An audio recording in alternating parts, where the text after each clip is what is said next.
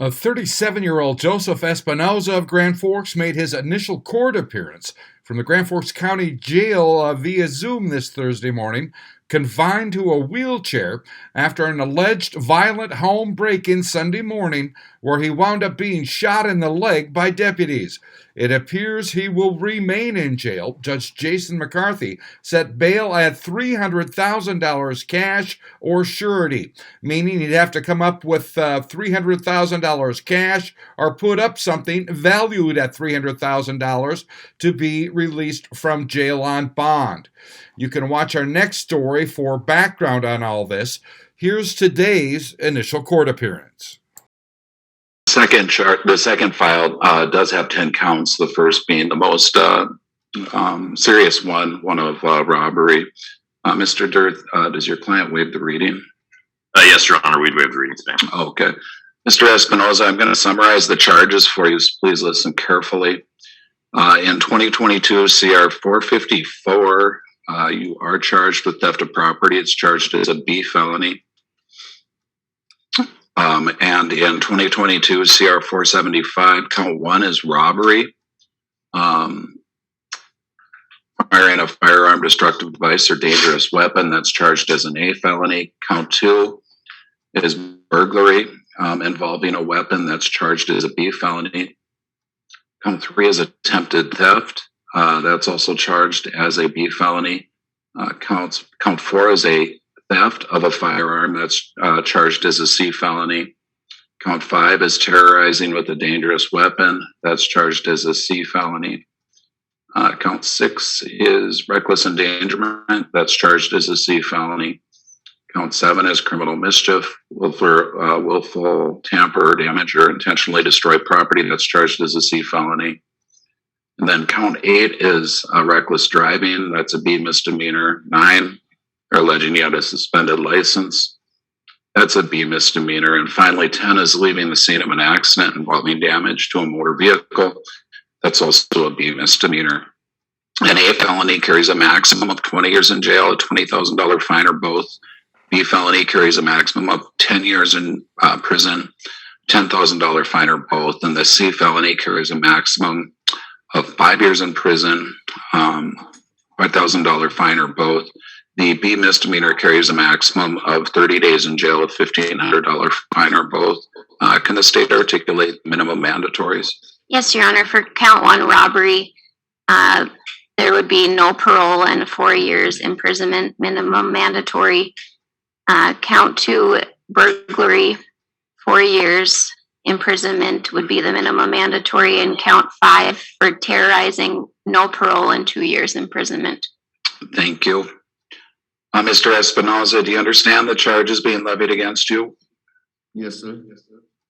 Okay, we need a date for a preliminary hearing. I'm looking at the week of April 4th. That's a Monday, perhaps that Friday at 9.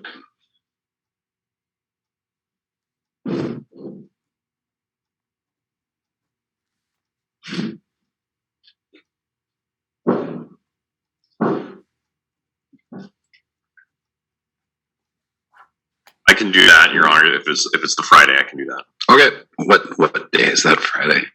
It's the 8th, I believe. Okay, we're going to set your preliminary hearing for April 8th at 9 a.m. What's the state's bond recommendation?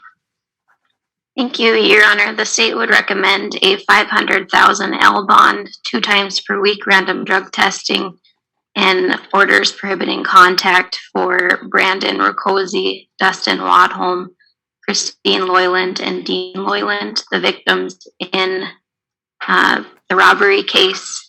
This is based upon the severity of the offenses, as well as the state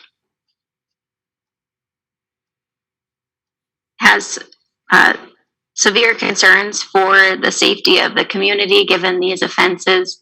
He has a criminal history as well in North Dakota and Minnesota, dating back to 2003 in North Dakota. He has a 2003 fleeing a peace officer, 2003 minor in consumption, 2005 felony possession of cocaine, 2007, bail jumping, 2008, leaving the scene of an accident, 2012, simple assault, 2015, driving under suspension, 2 cases of that, 2018, simple assault, domestic violence, a second offense, 2021, DUS. In Minnesota, he has a 2005 fourth degree DWI, 2012 DWI gross misdemeanor, and 2012 driving under revocation. Thank you, Mr. David.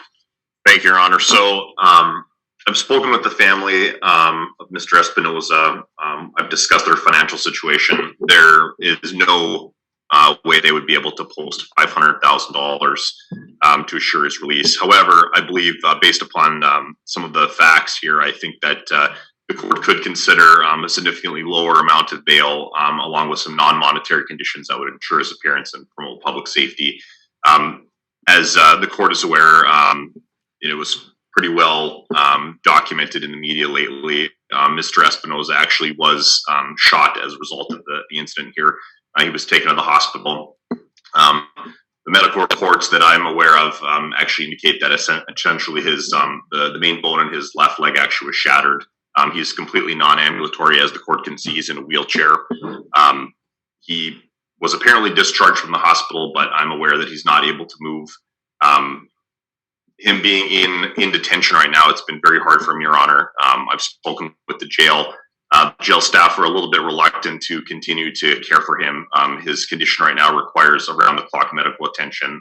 They're actually supposed to be giving him medications every couple of hours, and as of this morning, they haven't been able to have the ability to give him the medications as he's been prescribed. He's only received a couple of the doses that he needs.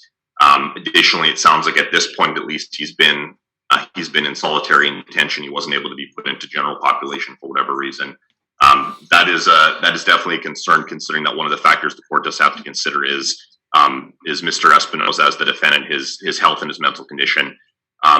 What the court could consider, and I would request that the court consider, is setting it at $100,000, setting it at a K bond, or at least at an L bond, but acknowledging that that he could post some level of surety for that.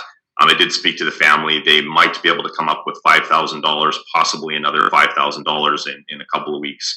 So we'd be looking at around constructively about $10,000, Your Honor. Mr. Espinoza was able to maintain employment up to this point. His wife is actually an all-true nurse. She has maintained employment. She'd be able and willing to be able to take care of him if he was able to reside at home. Given the situation here, it looks like, at least based on the state's recitation of his criminal history, it seems like every single case that he's been convicted of in North Dakota, Minnesota has involved controlled substances. It seems based upon the affidavit of probable cause that law enforcement believes controlled substances were probably involved in this matter as well. So kind of at the central issue, if the court can prevent Mr. Espinoza from being under the influence or from indulging in non-prescribed or illegal controlled substances, we should be able to ensure that he's not going to be a continuing threat to public safety. He's clearly not flight risk, since at least according to what I'm aware of, the leg that was injured, even after surgery, it's not able to support any weight, so he's going to be in the wheelchair for probably up to about. He can still get in a car. Well, except that he can't bend the leg, Your Honor, so he can't get in the car either. Well, he could get in a van. Well, I mean, yeah, I guess he could be a passenger in a van. He got from the hospital to the jail, is my point. Yes, that's correct. I mean, he could be in a vehicle, but he by himself is not going to be able to operate a motor vehicle right now. And I think that really would be the core issue when we're talking about risk non-appearance, Your Honor. In terms of non-monetary conditions, I think this is a situation where the court has a lot of options at its disposal. In similar cases in the past, the court has imposed home confinement with monitoring. Certainly he would have no objection to that. He'd have no objection to random testing, or even a drug patch or scram bracelet. I think both of those would be potentially options as well. He certainly would abide by a curfew, any sort of GPS monitoring. Essentially, at that point, Your Honor, he would be able to recover at home. He would be essentially limited to being there, but he'd have no objection to that. He's not going to be able to work anyway while the leg is the way it is. And that would both ensure that he would not be a risk for non-appearance. It would also ensure public safety. And then it would also take the burden off of the county and having to constantly shuttle him back and forth from the hospital as well, Your Honor. So that would be our request today. Thank you. Thank you. Mr. Espinoza, I am issuing orders prohibiting contact. You're to refrain from contact with any of the alleged victims.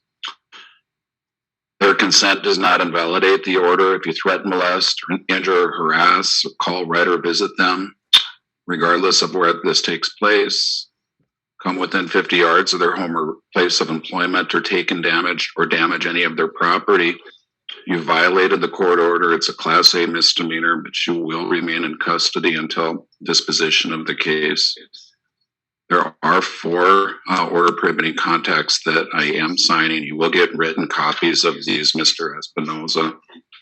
As far as bail is concerned, I'm ordering 2 random drug screens per week should he post. I'm ordering absolutely no use or possession of firearms should he post. And I'm setting his bond at $300,000 cash or surety. That's based on his criminal history, the severity of the offenses, the fact that he's facing a lengthy term in prison should he be convicted, and public safety, Mr. Dearth. So we'll see you April 8th at 9 a.m. Is there anything else? Nothing from the state. Thank you, Judge. Nothing from the defense, Your Honor. Thank you.